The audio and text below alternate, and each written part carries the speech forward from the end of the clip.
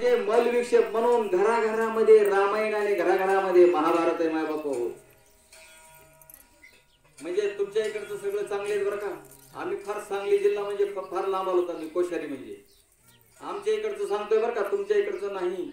असा काही गैरसमज करून घेऊ नका. तर आमच्या इकडे तर असे भांड बिंड खूप असतात बघा.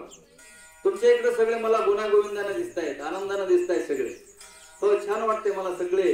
पण आमच्या इकडं भांडण आहेत, भांडणासारखे घराघरामध्ये भांडण आहेत. भावाचं जमत नाही, बापलेकाचं जमत नाही, सुनाचं लेकीचं जमत नाही, बहिणी बहिणीचं जमत नाही, सुनाचं सासूचं जमत नाही, माईचं लेकीचं जमत नाही. हे काय कारण असलं पाहिजे? तर हे स्त्रीसाठी आणि धनासाठी, स्त्रीसाठी आणि धनासाठी रामायण आणि महाभारत झालं. आणि त्या स्त्रीसाठी आणि धनासाठी सगळे आपण संपून जातो, आपण संपून. मग मी म्हणतो आपलं जे कर्म आहे ते आपण वाईट कर्म का करावं? आपल्याला देवाना डोळे दिले, त्या डोळ्याने वाईट पाहायचं आपल्याला कोणी सांगितलं? आपल्याच माताला, आपल्याच भगिनीला, आपल्याच पत्नीला जर कोणी वाईट नजरेने जर बघत असेल तर आपल्याला बरं वाटतं की नाही? भांडण करतोय की नाही आपण? तसंच मग असणार जर स्वतः समजा जर पाहिलं, मला आता दिसतात माझ्या माता माऊल्या, ह्या माझ्या आईच आहेत, माझी बहीणच आहे, अशा वयाची आपल्याकडे माणसं असतात. आता ही आजी बसलेली आहेत, आजीसारखी आजी असते मला. ही मुलगी बघितली तर ती मुलगी, मला बी तशा मुली आहेत. असं जर आपण पाहिलं, मुलीच्या वयाची मुलगी आहे, बहिणीच्या वयाची बहीण आहे, आजीच्या वयाची आजी आहे, आणि ते आणि आपण दोन नाहीत, मग वाईट विचार येतो कशाला?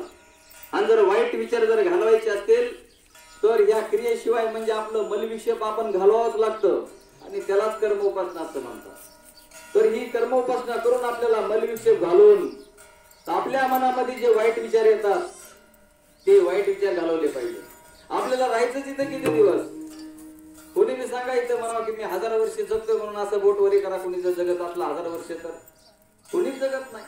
100 वर्षाचं आयुष्य दिलेलं आहे. कोणी आता 60 वर्षाला चाललं, कोणी 70 वर्षाला चाललं, कोणी 50 वर्षाला चाललं. आणि आपला भरवसा नसताना त्यांना भंगूर नाही भरवसा. काय प्रमाण येतं का?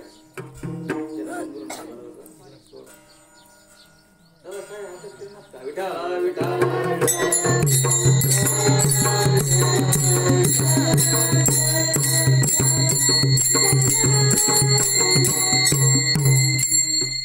तर असणार रामायणामध्ये जे नियम लावून दिले, त्या रामायणामधले जे भाऊ होते परशुरामचंद्र, लक्ष्मण, भरत आणि शत्रुघ्न, हे भाऊ जसे होते